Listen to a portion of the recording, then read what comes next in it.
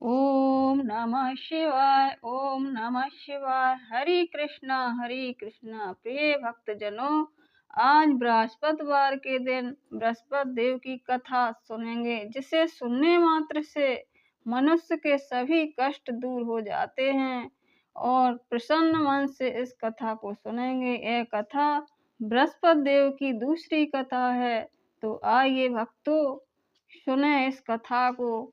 दूसरी कथा। एक दिन इंद्र बड़े अहंकार से अपने सिंहासन पर बैठे और बहुत से देवता, ऋषि, गंधर्व, किन्नर आदि सभा में उपस्थित थे।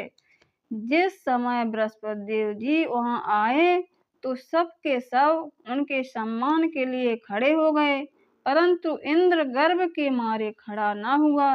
यद्यपि वह सदैव उनका आदर करता था। बृहस्पति देव अपना अनादर समझते हुए वहां से उठकर चले गए। तब इंद्र को बड़ा शोक हुआ कि देखो, मैंने गुरुदेव का अनादर कर दिया है, मुझसे बड़ी भारी भूल हो गई। गुरु जी के आशीर्वाद से मुझको यह वैभव मिला है, उनके क्रोध से अब सब नष्ट हो जाएगा, इसलिए उनके पास जाकर उनसे क्षमा मांगनी चाहिए, जिससे उनका क्रोध शांत हो जाए, मेरा कल्याण होवे। ऐसा विचार कर इंद्र उनके स्थान पर गए। जब बृहस्पति देव जी ने अपने योग बल से यह जान लिया कि इंद्र क्षमा मांगने के लिए यहाँ आ रहा है, तब वह क्रोधवश उससे भेंट करना उचित न समझकर अंतर ध्यान हो गए। भक्तों, जब इंद्र ने बृहस्पति देव को घर पर न देखा, तब निराश होकर लौट आए। जब दैत्यों के राजा विश्वकर्मा को यह समाचार विदित हुआ, तो उसने अपने गुरु शुक्राचार्य की आज्ञा से इंद्रपुरी को चारों तरफ से घेर लिया। गुरु की कृपा न होने के कारण देवता हारने और मार खाने लगे। तब उन्होंने ब्रह्मा जी को विनय पूर्वक यह वृतांत सुनाया और कहा कि महाराज, दैत्यों से किसी प्रकार बचाइए। तब ब्रह्मा जी कहने लगे कि तुमने बड़ा अपराध किया है, जो गुरुदेव को क्रोधित कर दिया। अब तुम्हारा कल्याण इसी में हो सकता है कि तुरष्टा ब्राह्मण का पुत्र विश्वरूपा बड़ा तपस्वी और ज्ञानी है, उसे अपना पुरोहित बनाओ तो तुम्हारा कल्याण हो सकता है।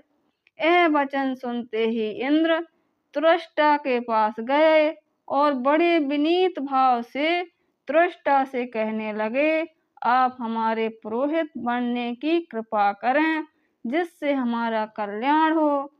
तब तुरष्टा ने उत्तर दिया कि पुरोहित बनने से तपोबल घट जाता है, परंतु तुम बहुत विनती करते हो, इसलिए मेरा पुत्र विश्वरूपा पुरोहित बनकर तुम्हारी रक्षा करेगा।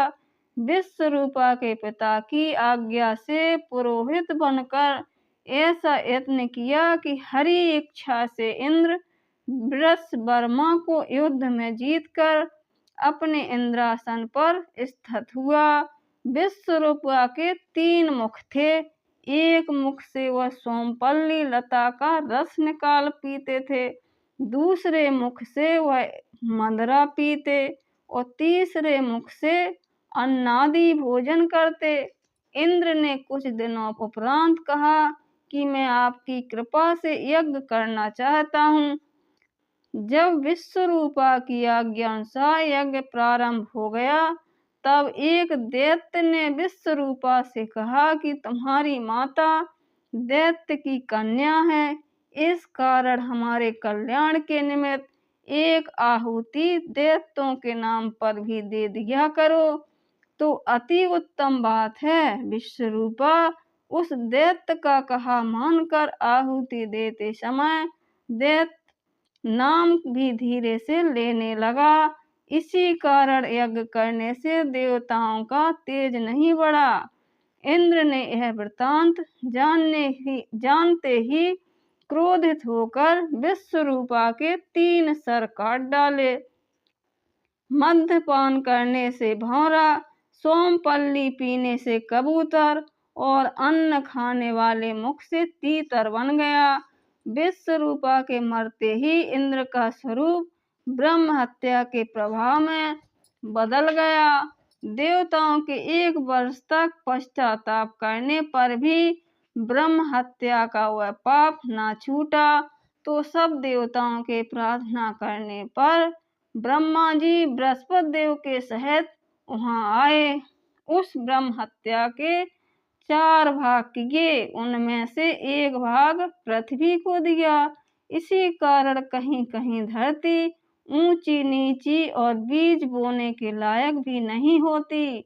साथ ही ब्रह्मा जी ने यह वरदान दिया कि जहाँ पृथ्वी में गड्ढा होगा कुछ समय पाकर स्वयं भर जाएगा।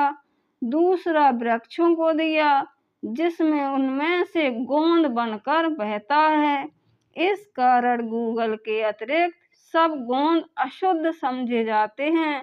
वृक्षों को यह वरदान दिया कि ऊपर से सूख जाने पर जड़ फिर से फूट जाती है। तीसरा भाग स्त्रियों को दिया।